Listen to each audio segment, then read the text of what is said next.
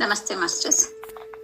ನಾವು ಈ ಭೂಮಿಗೆ ಬಂದ ಉದ್ದೇಶವೇನು? ಈ ಉದ್ದೇಶದ ಈಡೇರಿಕೆಯಲ್ಲಿ ನಾವು ಯಾಕೆ ಸೋಲ್ತಾ ಇದ್ದೀವಿ? ಯಾಕೆ ಬರೀ ಭಯ ಆತಂಕದಲ್ಲೇ ಜೀವನವನ್ನು ಕಳೀತಾ ಇದ್ದೀವಿ? ಹೀಗೆ ಹಲವಾರು ಪ್ರಶ್ನೆಗಳು ನಮ್ಮಲ್ಲಿ ಬಂದಿರ್ಬೋದು.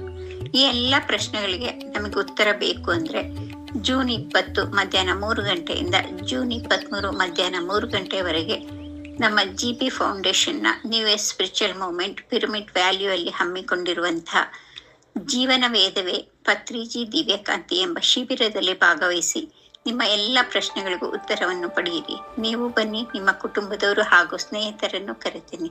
Thank you masters.